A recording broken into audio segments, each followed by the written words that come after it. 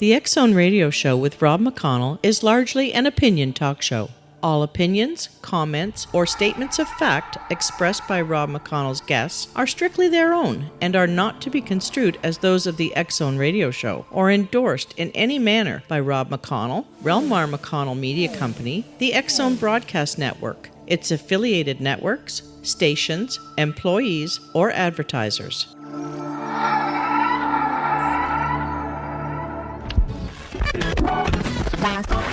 All Hit Radio.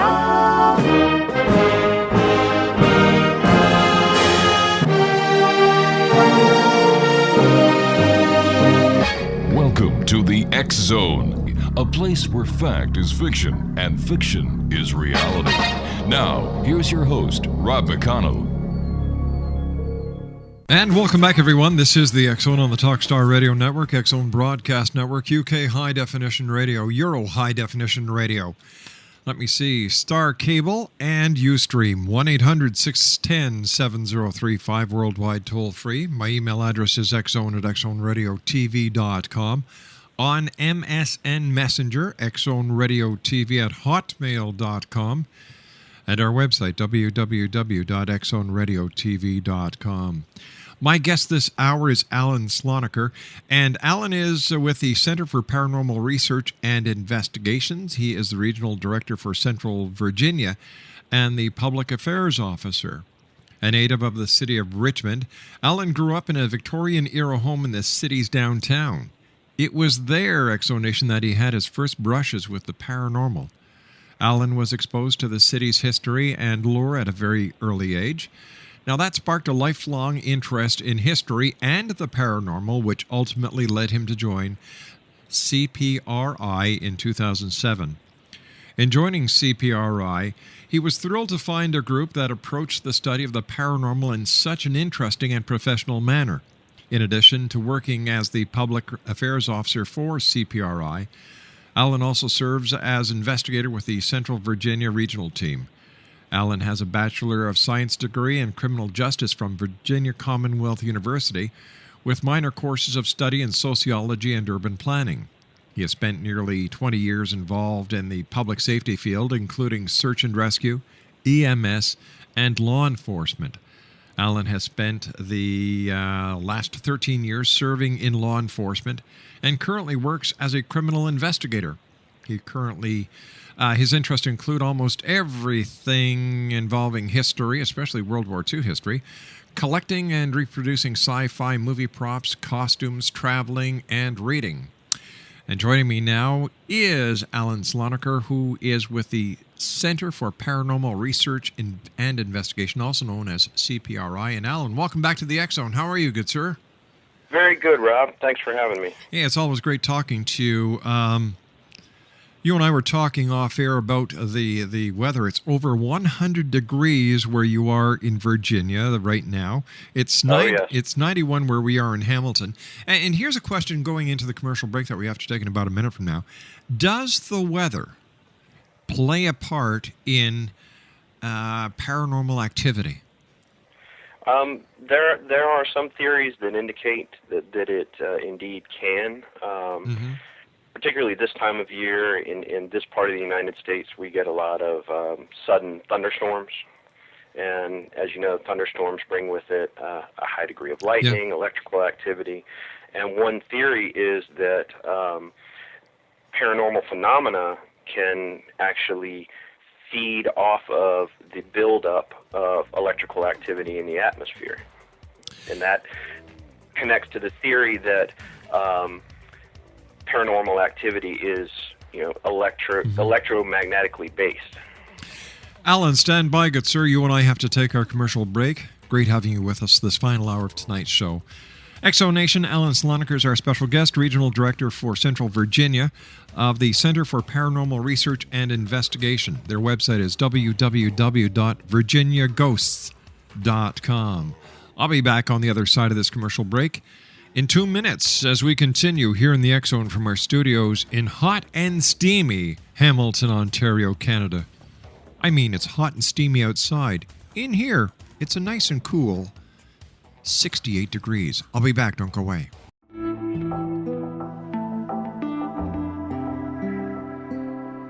Take a step back in time and discover old Florida cuisine at Marsh Landing Restaurant in Fellsmere. Enjoy delicacies such as frog legs, gator tail, catfish, and swamp cabbage, or enjoy the more traditional cuisine like hand-cut Angus steaks, ribs, and seafood. Join us for breakfast with a southern flair featuring sweet potato pancakes, biscuits and gravy, and much more. Planning a party? Marsh Landing's private dining room can accommodate groups from 8 to 80 people. While you're visiting, enjoy the historic pictures, artifacts, and stories that line the walls. Marsh Landing is truly a unique experience. Marsh Landing Restaurant, 44 North Broadway in historic Fellsmere, or visit marshlandingrestaurant.com. Marsh Landing, Old Florida cuisine at its best.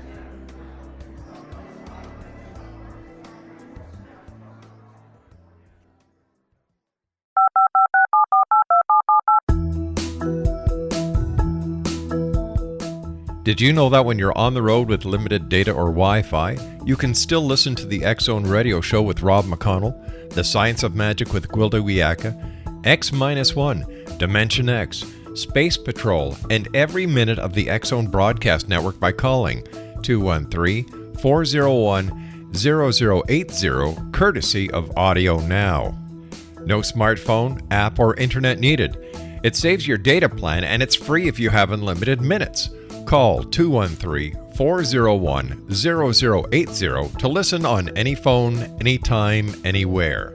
Remember 213-401-0080 for the best of the paranormal, parapsychology, and sci-fi radio programming anywhere, 24/7, 365.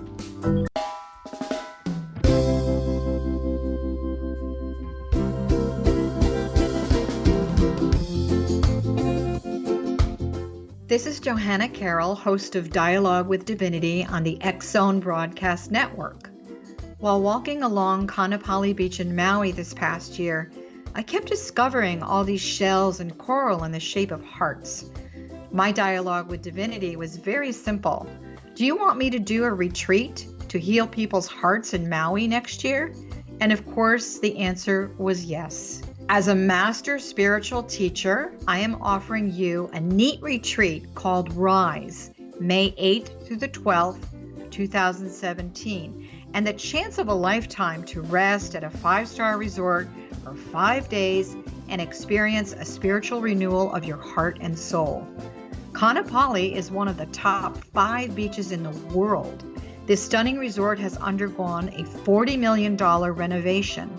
I walked the entire property, checked out the room choices on your behalf, and I must say it is stunning.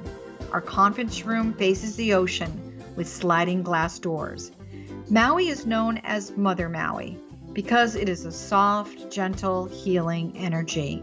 In the embrace of Mother Maui, you will feel yourself rising from the limitations of an ordinary life to an extraordinary journey of peace, bliss, and harmony. A greater sense of clarity. Our Rise retreat ignites renewal in the sacred elements of air, water, earth, fire, and wind. There's plenty of free time to enjoy all that Maui has to offer.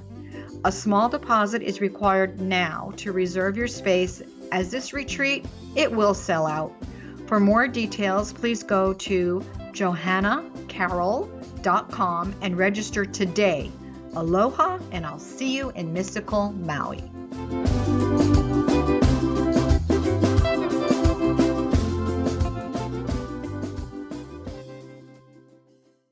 We're talking about ghosts, hauntings, things that go bump in the night. We're talking with Alan Slonaker, who is the Regional Director for Central Virginia, and he's also the Public Affairs Officer for the Center for Paranormal Research and Investigations. Their website is virginiaghosts.com. Alan, tell us about CPRI, history, structure, and how you guys operate. Okay. CPRI was founded by our director, Bobby Atcherstein, back in 2000 as a paranormal research group. But what we wanted to do that was slightly different than a great many groups that are out there today is that we wanted to approach the study of the paranormal from a scientific standpoint using very traditional investigative methods with an emphasis on documenting solid evidence that hopefully could be reproduced under laboratory settings.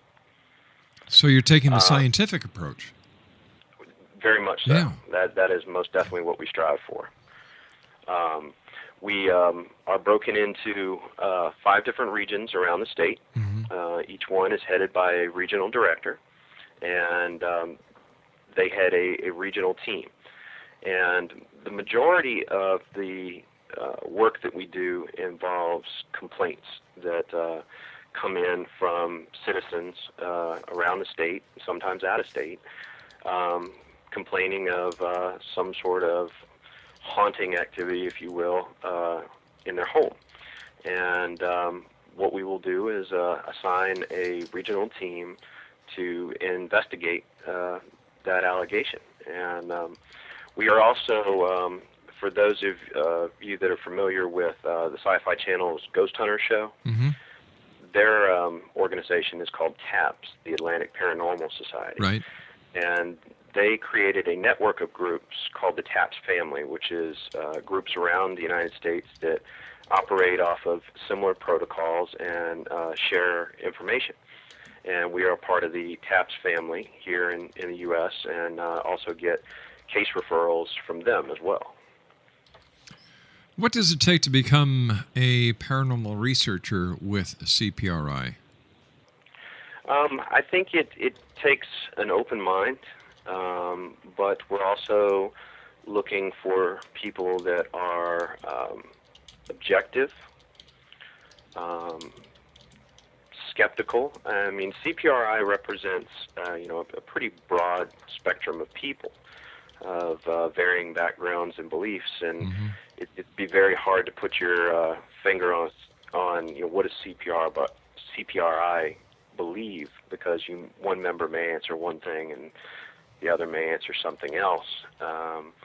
But what we do is we try to put our personal beliefs aside and approach every case objectively and skeptically, and to seek out any possible explanation other than a paranormal one before we can actually say that something is indeed possibly paranormal in nature. That's the type of people that we're looking for, that can operate professionally, can operate under stress, that can deal with the public very well. And again, we represent a broad spectrum of backgrounds.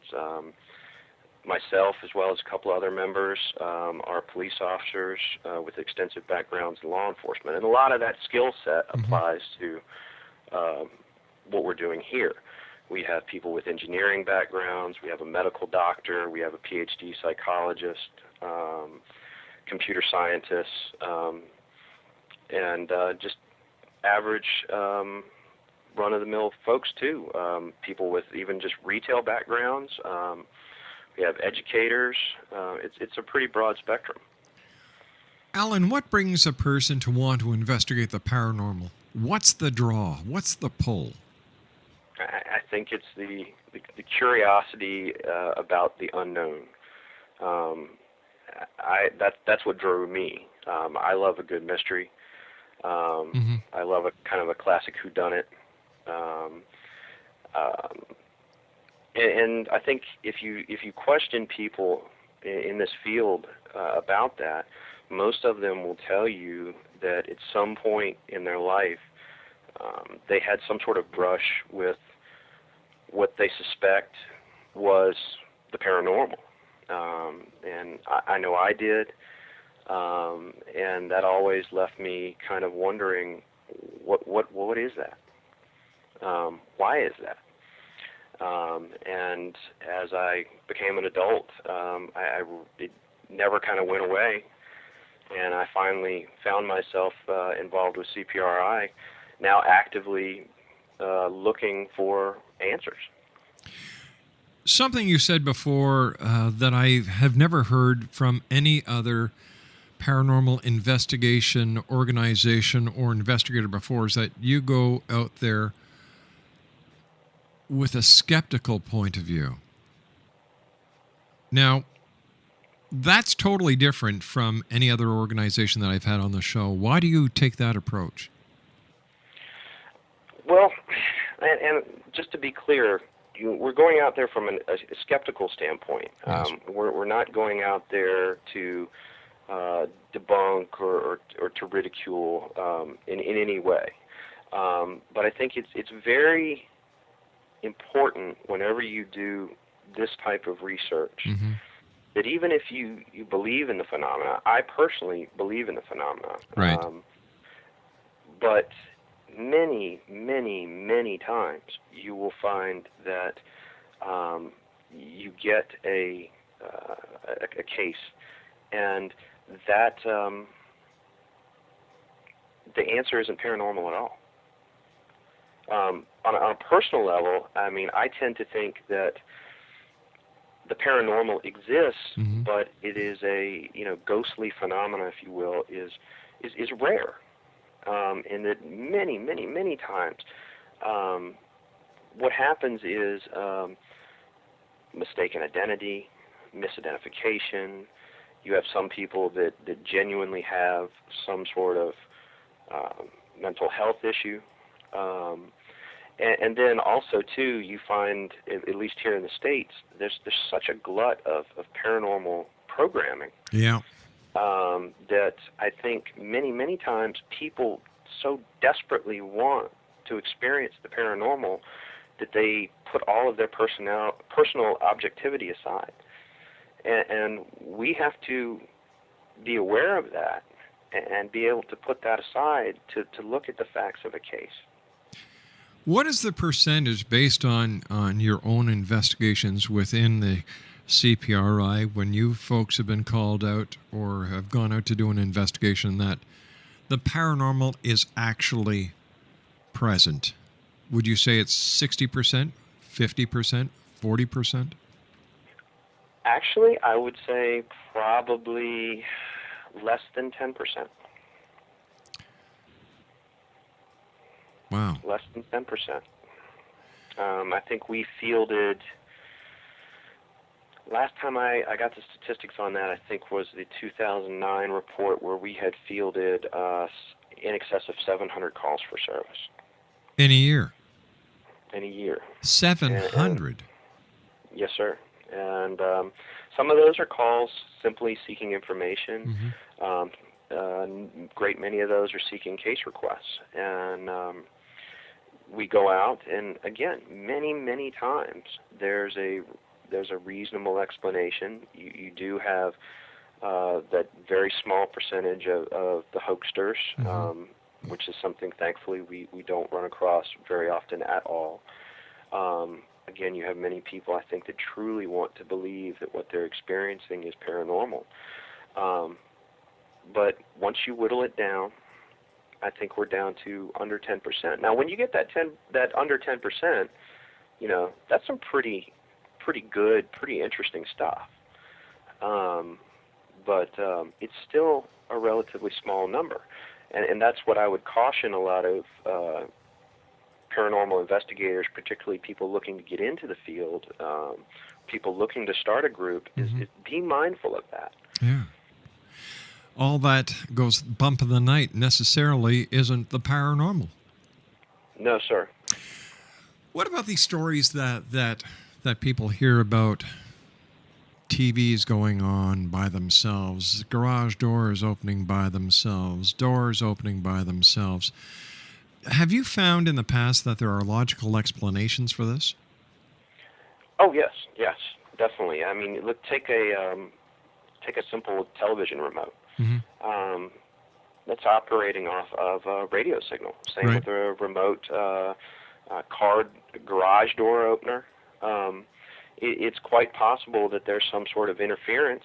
You could have a neighbor 2 doors over that's on the same frequency, and they hit their button and possibly turns your TV on. I mean, that's a little far-fetched, but the principle is sound, and that is one of the things that we would immediately, on a report like that, seek to eliminate as a possibility. What is the most common report of paranormal activity that you at the CPRI get?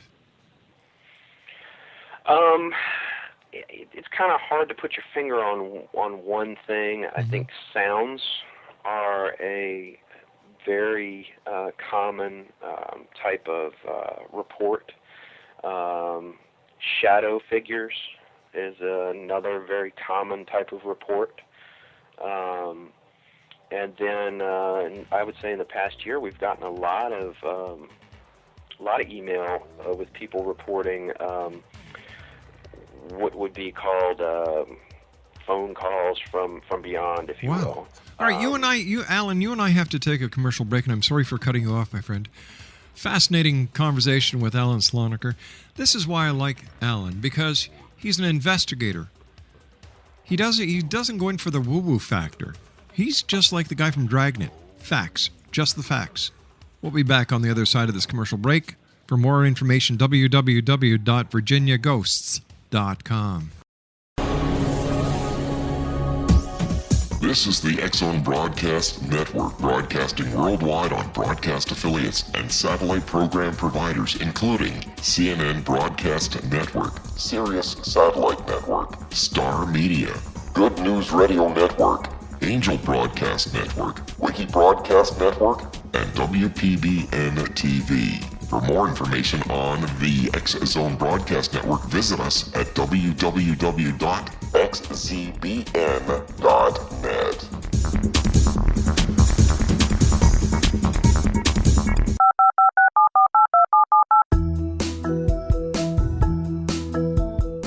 Did you know that when you're on the road with limited data or Wi-Fi, you can still listen to the X-Zone Radio Show with Rob McConnell, The Science of Magic with Gwilda Wiyaka, X-1, Dimension X, Space Patrol, and every minute of the X-Zone Broadcast Network by calling 213-401-0080, courtesy of Audio Now.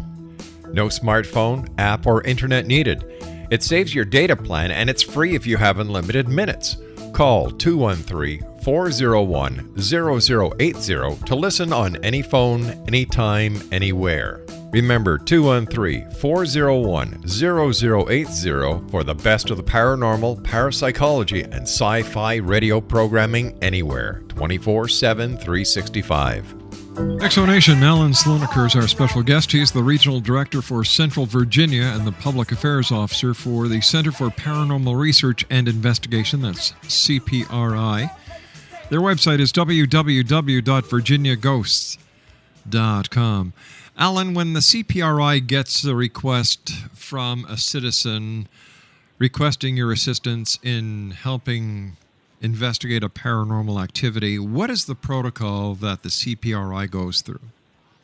Okay. The first thing that's going to happen is that complaint is going to get forwarded to the appropriate regional director, depending on where it is in the state. From there, the regional director will make contact with the complainant, and usually by phone, and have a discussion, get some additional details, try to feel out the complaint, get as much information as possible, and from there we will likely proceed to what's called a POI, a preliminary on-site investigation, where either the regional director or a designate, along with at least one or two other investigators, because we never just send one person, will go out and sit down, do a face-to-face interview with the complainant and as many witnesses as are available. We will get the complainant to show us around the area where the activity is supposedly taking place. We may do a EMF sweep of the home to try to identify any possible sources of high EMF fields. One of the things that we have found is that old or poorly insulated wiring gives off a very high EMF field, and that's one thing that could possibly cause an individual to mistakenly experience haunting phenomena. And based on our findings from the POI, and there's some written tests that we give to, some personality tests that we take and keep on file, and if we have to have a medical professional or a psychiatric professional review that, then we have those there. We also give them a questionnaire that is helpful in kind of gauging somebody's susceptibility to electromagnetic fields, which ties into what I just spoke about how that can possibly affect one's perception. And then we sit back, we look at everything we've gathered, and based on our findings, and again, one other thing we may do is an EVP session. And again, based on our findings, we'll make a decision as to whether or not and when we are going to come back for an FOI, which is a full on-site investigation, where we'll show up with a larger team and more equipment and do what we do and hopefully collect some good evidence. How long does the average paranormal investigation take? That depends. There's no concrete answer to that one. Many times we will find that somebody will come to us reporting paranormal activity, and the first question you ask is, well, when does this happen, and how often does this happen? And they may say, well, something happens, and then 3 months later something else happens, or there's absolutely no predictability to it, and there seems to be perhaps some large gaps of time between incidents. So the thing that we always ask them is start a log. Just leave it on your kitchen table.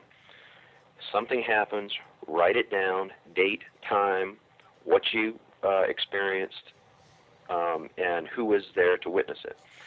And we may ask them to do this for a couple months, and hopefully we can go back, look at that log, and maybe we've established some sort of pattern, and that will better tell us when might be a good time to conduct a full investigation. But the thing is, sometimes people, too, come looking for a concrete answer, or even to have us stop whatever is going on. Really? And the thing is, the first thing I tell somebody as an investigator is that sometimes you come out with more questions than you do answers. And we can kind of help you come to terms with and coexist with what's going on, but we're no way empowered to get rid of it. We're not ghostbusters. We can't remove it from your environment, but we can help you better understand what's going on and hopefully live with it. What has been the most perplexing investigation that you have been on with the CPRI? We had an incident took place in the northern portion of the state where this individual was being scratched. Scratches in threes. The scratches were uneven, so it didn't look like there was a prong, like if you were to scratch yourself with a fork, then the scratches themselves would be equidistant. Yes. They weren't all like that, and they were all over this individual's body, literally all, and actually leaving permanent scars. We went up, and this individual said that they were not only getting scratched, but were being physically assaulted, pulled off their bed, pushed. We investigated this case up one side and down the other, reached into our bag of tricks with just about everything and could not come up with anything at all. And unfortunately, the phenomena was such that none of us, myself included, ever witnessed this phenomena actually happening, which is frustrating because, based on what we came away with, it could go either direction. But was there, in Something fact, was clearly going on. did you find any evidence that there might have been a paranormal connection, or was this being perpetrated by the person themselves? I couldn't conclusively say. No way. I can say that we did not come away with any evidence of paranormal phenomena, and we went so far as to spend 24 and 48 hours at this person's home, glued to their side for as long as we could, given our personal schedules and our work schedules, and couldn't document any paranormal activity. But yet this was going on. Now, whether the person was doing it themselves or this was paranormal in nature, difficult to say. But something clearly was going on. What has been your most... let me see. What has been your most positive proof that you've seen during an investigation that, yes, indeed, this is paranormal, and this is why it is paranormal? I think when I was first on your show, we talked about a recent trip to Waverly Hills Sanitarium in Kentucky. Yeah. And we were so excited about that as a group that we actually returned to Waverly Hills Memorial Day weekend of this year, so back at the end of May. And it was less active this time, but I think, and we're still reviewing evidence from that, and that's a long process. But that place, in my opinion, my personal opinion, I think is most definitely haunted. And it's a fabulous piece of property to begin with, but I think it's most definitely haunted in my personal opinion.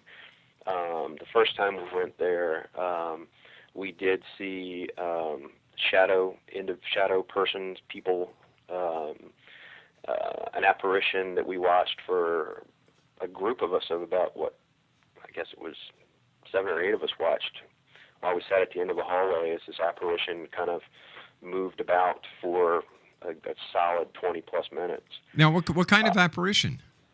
Very wispy,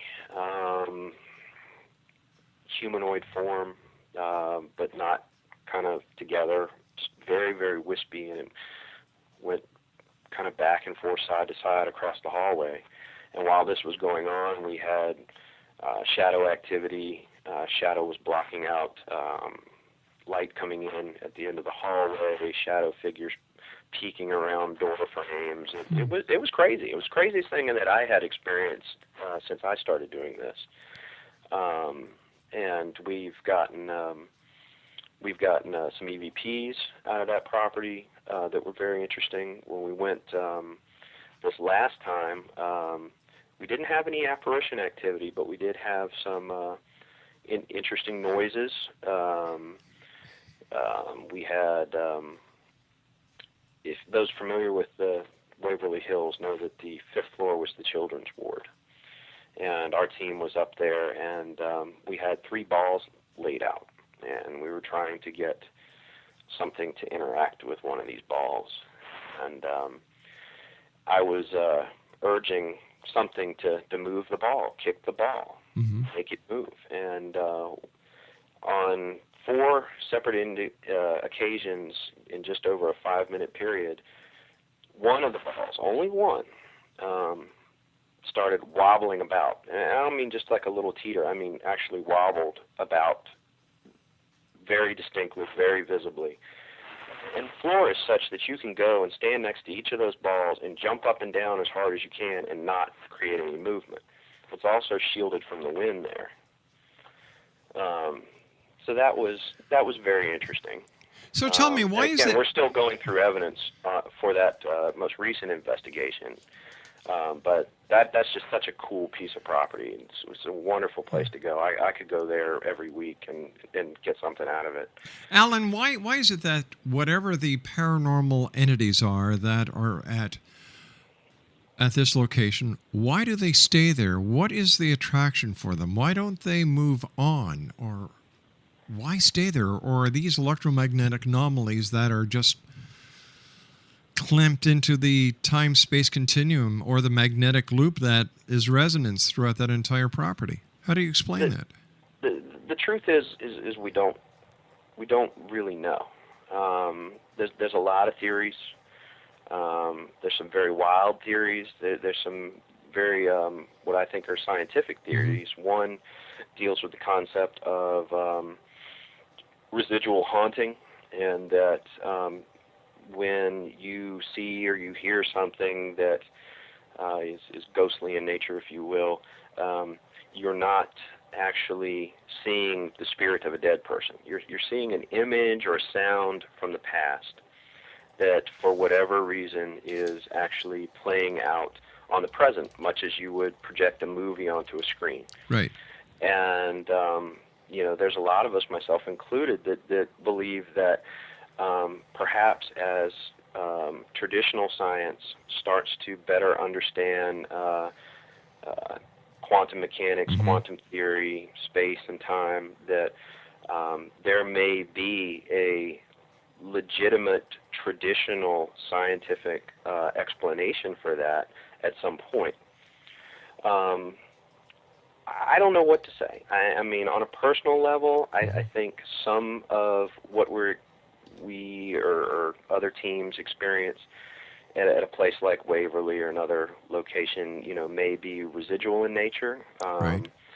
They may be actually spirits of deceased individuals. I think that I'm very open to that idea. And then there's some more radical ideas that you have spirits, inhuman spirits, be they good or be they evil, that are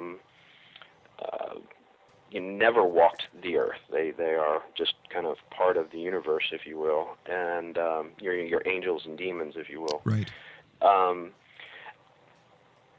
Again, CPRI doesn't really take a position as to what this is. We're happy to present any number of theories, and but it's very, what is it? I couldn't conclusively say. Stand by, Alan. You and I have to take our final break for this hour. Exonation, Alan Slonaker is our special guest. He is the Regional Director for Central Virginia and the Public Affairs Officer of Center for Paranormal Research and Investigations. That's CPRI, and their website, www.virginiaghosts.com. We'll be back on the other side of this commercial break as we do our wrap-up for tonight, Monday, July the 5th. Now, Tuesday, July the 6th. It all depends on where you're listening to us. Anywhere on this great, big, beautiful planet of ours. We'll be back on the other side. Don't go away. This is the X-Zone Broadcast Network, broadcasting worldwide on broadcast affiliates and satellite program providers, including CNN Broadcast Network, Sirius Satellite Network, Star Media, Good News Radio Network, Angel Broadcast Network, Wiki Broadcast Network, and WPBN TV. For more information on the X-Zone Broadcast Network, visit us at www.xzbn.net. 19 Sergeant Central. 19 Sergeant, check. Officers on the scene. Hi, I'm Larry Lawson, host of Paranormal Stakeout. With over 36 years in law enforcement, I have learned a few things. The most important is the proper gathering and preservation of evidence is vital to putting the bad guy behind bars. It's no different in the world of paranormal investigation. Whether it's the search for the afterlife, cryptozoology, UFOs, and extraterrestrials, how we gather the evidence, preserve that evidence, and present it to a jury of our peers will make the ultimate difference in proving the existence of worlds and entities that are beyond our imagination. Join me, Larry Lawson, every week on Paranormal Stakeout when, along with my guests, we'll take a journey to prove with indisputable evidence what man has struggled to believe for centuries. Go to xzbn.net for the broadcast schedule and check me out at paranormalstakeout.com.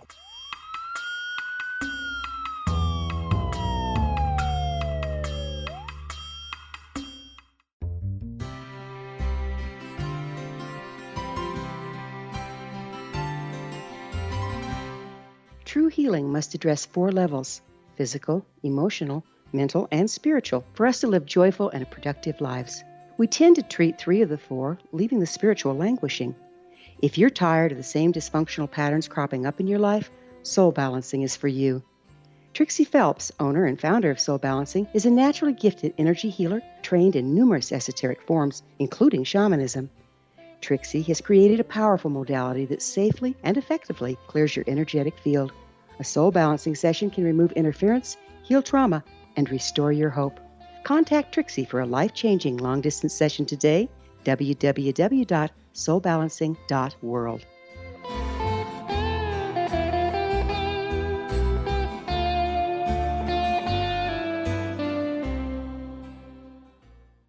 And welcome back, everyone. Wow, where did the 4 hours go?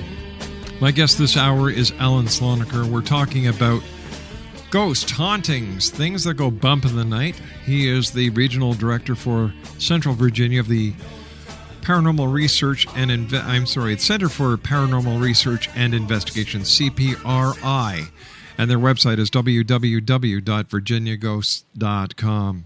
As always, Alan, a great pleasure having you on the show. Here's a question that I get asked whenever I'm going to be speaking to someone like yourself or another investigation group is, what should someone do if they think their house is haunted? Well, first of all, don't panic. While the phenomena may be frightening at times, generally speaking, it can't and won't do you any harm. So don't panic. Secondly, try to do some of your own investigation, and part of that is to look at what's going on objectively. Look around your home and try to look for things that may be the cause of what you're experiencing that are not paranormal. Yeah. Whether it's a knock in your plumbing or bad wiring or whatever. But then I go back to keeping a journal. Keep a good journal. Document what's going on. Because for somebody like myself coming in, to be able to look at that from the start, that's a great jumping off point. So I would imagine what you do is you rule out the possible before you start looking for the impossible, or in this case, the paranormal. Correct.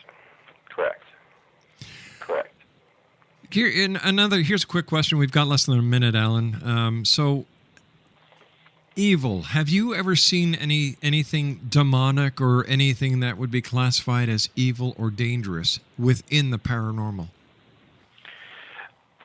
I personally have not,